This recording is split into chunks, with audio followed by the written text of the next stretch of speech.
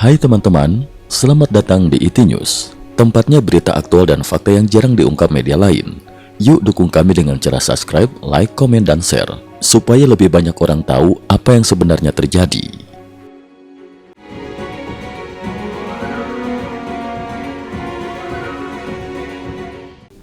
Salam pemirsa, update situasi per 9 Desember 2025. Pokrovsk, Ukraina kuasai hampir separuh kota. Pernyataan resmi 9 Desember 2025. Ketegangan global meningkat, namun titik paling krusial di Eropa tetap berada di Pokrovsk, kota strategis yang selama berbulan-bulan menjadi pusat perebutan antara Rusia dan Ukraina. Meski Kremlin terus mengklaim bahwa mereka telah menguasai seluruh Pokrovsk, perkembangan terbaru menunjukkan gambaran yang sangat berbeda. Pengakuan penting dari Panglima Ukraina. Pada 9 Desember 2025, Panglima Angkatan Bersenjata Ukraina, Jenderal Oleksandr Syrskyi, menyampaikan laporan yang mengejutkan. Hampir separuh Pokrovsk berhasil direbut kembali Ukraina. Ukraina kini menguasai 13 km persegi dari total 29 km persegi wilayah kota. Rusia terus menggempur dengan bom udara FAB-500 dan FAB-3000, namun pertahanan Ukraina tetap solid dan bahkan mampu terus menekan. Keberhasilan ini sangat signifikan, mengingat Ukraina sebelumnya terpaksa mundur total akibat kekurangan amunisi dan personel. Namun sejak 15 November 2025, pasukan Ukraina meluncurkan serangkaian serangan balik dan menembus kembali inti kota. Kerugian Rusia terlalu besar. Syrskyi menjelaskan bahwa Rusia telah menumpuk 175.000 tentara di sektor Pokrovsk, sekitar 25% total pasukan Rusia di Ukraina. Untuk memperoleh kemajuan beberapa ratus meter, mereka menjatuhkan puluhan hingga ratusan bom berat setiap hari. Namun hasilnya tetap minim karena pertahanan Ukraina dinilai fleksibel, dinamis, serta didukung jaringan bunker bawah tanah. Kupiansk, Ukraina menusuk titik vital Rusia. Situasi per 9 Desember 2025. Pertempuran paling dramatis terjadi di Kupiansk, timur laut Ukraina, tempat Rusia mengerahkan hampir seluruh kekuatan terbaiknya. Angkatan Darat ke-6, Angkatan Tank ke-1, unit kebanggaan Rusia, Angkatan Darat ke-20. Total hampir 80.000 tentara Rusia berhadapan dengan sekitar 30.000 tentara Ukraina dari 17 brigade. Namun hasil di lapangan justru bertolak belakang dari ekspektasi Moskow. Ukraina membuka dua celah mematikan. Pasukan Kiev melakukan manuver berani, membuka dua terobosan di sayap barat dan selatan, maju sejauh 10 km, merebut kembali jalur strategis R79, memutus total jalur logistik Rusia menuju Kupiansk. Kini sekitar 60 tentara Rusia terjebak di dalam kota tanpa suplai, banyak yang menyerah. Ukraina kuasai titik dominan. Ukraina telah mengamankan seluruh perbukitan barat, posisi pengintaian artileri yang disebut sebagai mata Tuhan, karena pengawasan drone sangat maksimal. Mayoritas area permukiman tersisa. Rusia kini bertahan di area 8,53 km persegi berupa ladang terbuka, tanpa perlindungan, tanpa cadangan, dan tanpa logistik. Front lain, pertempuran brutal tanpa henti. Situasi memanas hampir di seluruh garis depan. Rosok logistik, korban jiwa, dan tekanan berlapis semakin memperburuk kondisi pasukan Rusia. Sievers, 22.000 tentara Rusia dari 6 brigade menyerang 10.000 tentara Ukraina.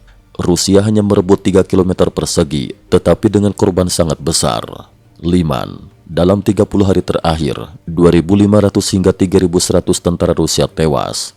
31 tank dan IFV hancur atau direbut Ukraina, termasuk T-90M, salah satu tank terbaik Rusia. Konstantinivka, 37.000 tentara Rusia melawan 19.000 Ukraina.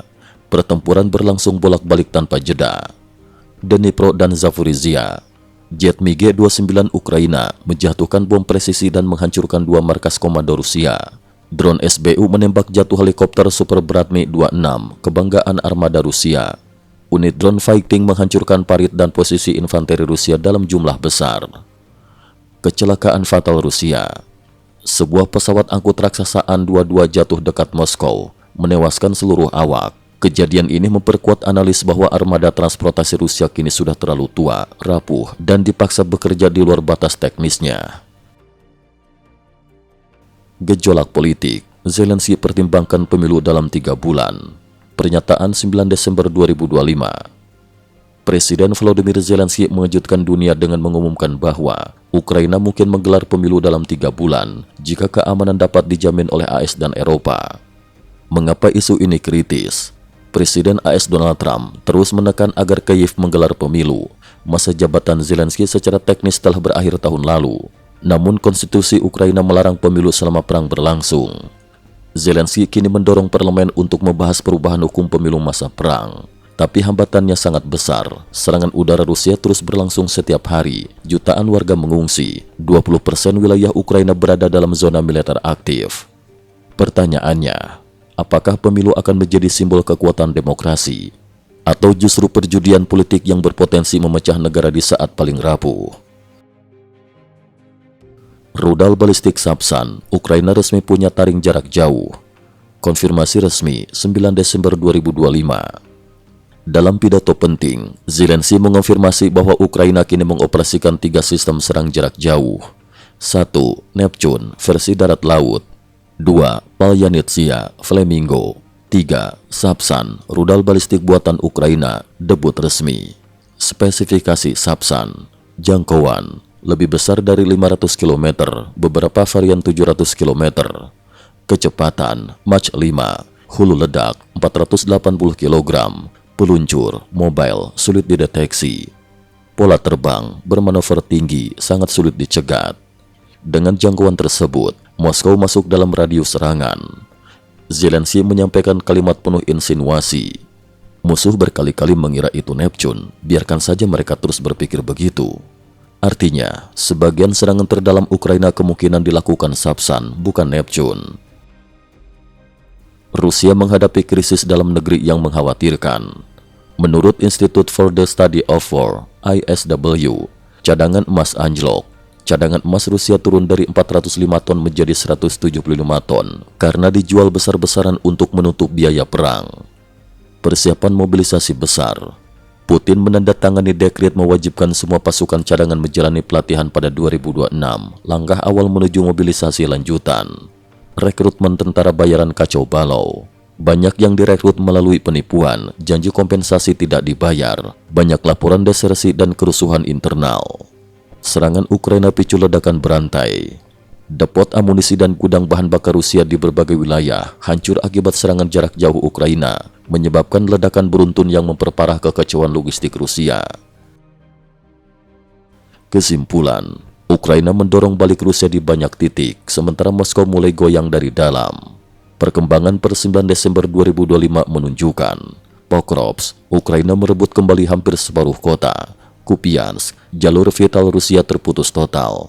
Front lain, korban Rusia meningkat drastis. Politik, Zelensky membuka opsi pemilu dalam 3 bulan. Strategis, rudal balistik Sapsan menambah tekanan pada Moskow. Domestik Rusia, krisis ekonomi dan militer makin dalam.